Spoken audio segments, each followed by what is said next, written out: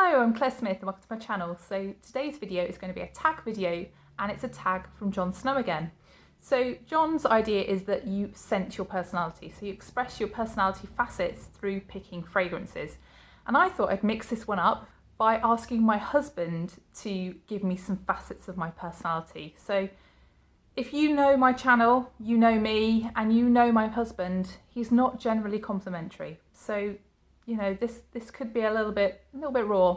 So I'm just going to try and pick some fragrances to match what he's said, basically, trying not to get annoyed. And I'm also going to try and put a little bit of a positive spin on it, possibly, if I can, maybe. So the first thing that my husband has said about my personality is that I am a overthinker, I'm a slow decision maker.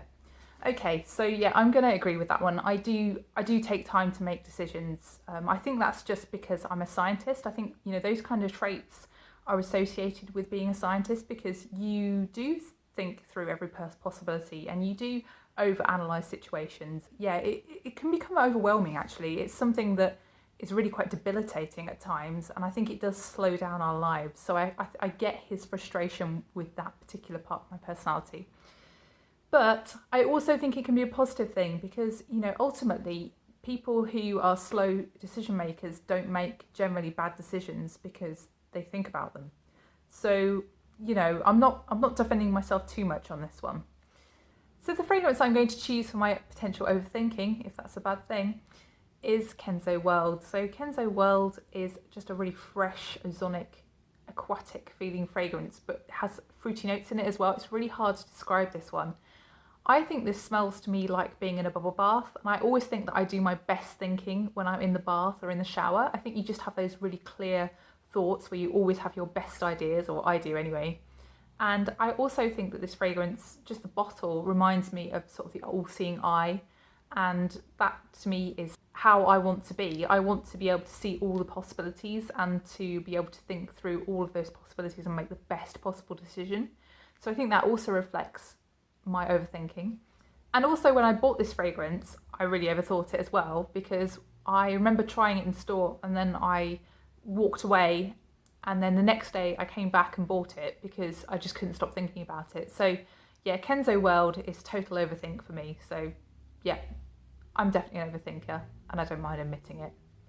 So the second thing that my husband has said about me is that I'm obsessive, and I would say actually I am obsessive and I do go down rabbit holes. I get sort of sucked into ideas.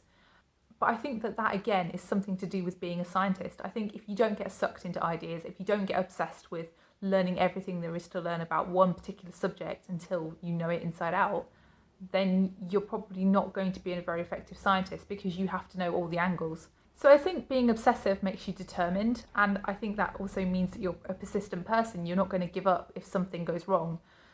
So I think the fragrance that to me that says persistence, obsession, and also determination is this one. So this is Shake Al Shook by Lattafa. So this one is a really strong, rosy cinnamon fragrance, and it also has a bit of oud. It's got amazing staying power, amazing projection, and this one is just one that is going to stay on your skin for hours. It's going to stay on clothes for days or weeks. It's something you really, really just cannot get rid of. It's all pervading. And I think that sort of reflects the persistence that I have. I think this one is definitely my persistent fragrance. So that's Shake Al Shook by Lattafa. So the next thing that my husband said was a little bit more positive. So he said that I appreciate the small things in life and I am grateful.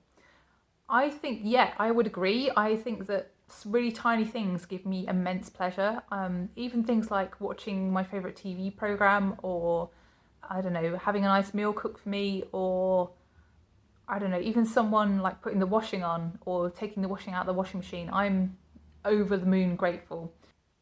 I'm also really grateful for experiences, and I think working at university you get to meet a lot of different people who you wouldn't normally come across in other realms of life because they live in different countries normally. They're only transient because they generally come and do a PhD and then they go back again, or they do a postdoc and they go back again to wherever they came from.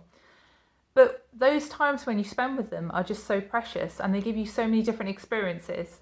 So for example, I remember meeting someone from Lebanon, and she took me to go and smoke shisha. There is no way I would have gone to smoke shisha had I not been introduced to it by somebody else. It's not something that I would ever think to do. And I'm so grateful for that experience because I really enjoyed it. Something just as simple as enjoying an Arabic coffee for the first time was just so mind-blowing, and I'm so grateful for those experiences.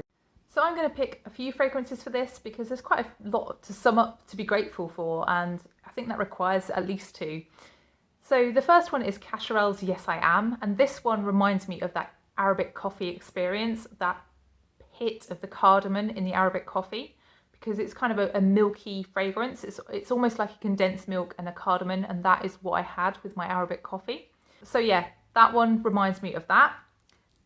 And the other fragrance I'm going to choose is Sirens and Sailors by Juicebox, and this one is just reflecting the fact that I'm grateful for all this post that I've been given and sent by all these different other YouTubers. And this one was one of the first ones I got. This was in the package from Jon Snow that I got, I don't know, a couple of months ago. I did a video on it.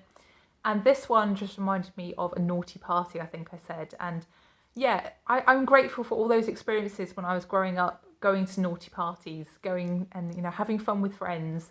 And I didn't really feel grateful at the time for it. But now, like, looking back on my life, I'm so grateful that I had all these fun experiences and did all those fun things, because when you hit your 30s, the fun doesn't stop, but it definitely lessens. So yeah, good memories. This one is just like a really alcoholic smelling fragrance. It's got a very strong rum note to me. I get a lot of rum, and I also get a little bit of like a leathery note in this. I don't know what the notes are, but yeah, it's kind of leathery to me. It just smells really like pirates and rum, basically, is how I describe this fragrance. So yeah, Sirens and Sailors. So the next thing that my husband said was that I am loyal, but I'm hard to get to know, and I'm quite aloof sometimes. Again, he's bang on, as he would be expected to be. He knows me quite well. I'd say that, yeah, I can be difficult to get to know. I think people have even told me that I've got a resting bee face, and yeah, I really struggle to smile. It's just something that I've never really thought to do apart from on YouTube. I'm not really good at smiling. I don't do a lot of smiling in my life. So yeah, I think that is definitely something that I've struggled with. And people mistake my meanings. People mistake how I am just from how I appear and by how I sound and by my intonation in my voice. I think they quite often think that I'm annoyed or angry about something, and I'm not that at all. I'm just very direct in how I put things, and that's just unfortunate. That's just how I am, and I don't even notice it. I've really tried to try and moderate or change my behaviour because I never want to upset anybody, but I just don't even recognise it in how I put things. But I've been told by so many different people, so it must be true. So the fragrance I'm going to choose for my kind of two different ways of presenting myself and the fact that I'm hard to get to know, etc., is going to be Versace Crystal Noir. So this fragrance is often described as a dark, mysterious scent. I wouldn't say that it's that dark. I would say that it's a little bit spicy. It's a little bit standoffish, I'd say, this fragrance. It's kind of cool. It's a very cool smelling fragrance, but it's also quite soapy. I think this fragrance definitely has two personalities because in some ways it's quite spicy. I know they've changed the notes in this fragrance, but I'm just going to tell you what I smell rather than going on the particular notes of the EDT or the EDP, because I smell a mixture. So for this fragrance, I smell like a spiciness. There's like a spicy kind of, I don't know, like peppery, gingery kind of feel to this fragrance. And I also get some like cardamom in this as well, so quite a lot of different spice. So you get that kind of spiciness, but then you also get a softness and a creaminess and a soapiness. And that means that this fragrance has like two different sides. I think this fragrance, yeah, really nicely reflects that kind of, I can appear one way, but actually in reality, I'm quite soft and creamy. So that's Versace Crystal Noir. So the final thing my husband said about me was a lot more positive, and he said that I'm quite nostalgic and also quite romantic. So yeah, I'd agree with that. I think that we're both like that, and because we have a lot of shared history, because I knew him when I was at school, And yeah, we used to write to each other during university, and yeah, we were just really good friends before anything happened. And I think that's just a really good basis for a relationship, isn't it, if you're friends with someone for a long time.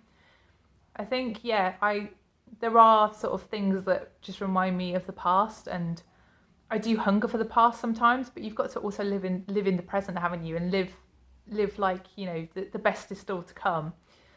So the fragrance I'm going to choose for my nostalgic side is actually one that he bought me a long time ago. And this isn't that bottle, but it's the same fragrance. So the fragrance that he bought me was Lola by Marc Jacobs. And this is like, you know, the classic Claire scent profile, or the classic Claire scent profile of old. So this is a peony and rose and pink pepper fragrance. It's really quite a spicy fragrance. It's kind of got quite a peppery opening, and then it sort of dries down into quite a dark smelling rose. But yeah, this one just reminds me of us dating basically, and going out and going to various different places, wherever. Because I had such a small collection, I would always wear this fragrance, so that's why it's so nostalgic for me. So this is discontinued now, and I think when this is gone, I'm just going to move on. I'm not going to repurchase it again. I think there's a point at which you have to leave your nostalgia alone, and I'm reaching it with this fragrance. So that's Marc Jacobs Lola. So I hope you enjoyed the video. If you did like the video, please like the video, and also please consider subscribing if you haven't done already. If you are subscribed, then thank you so much for coming back and having a chat with me in the comments. I really love talking to you, and I'll see you in the next one. Bye.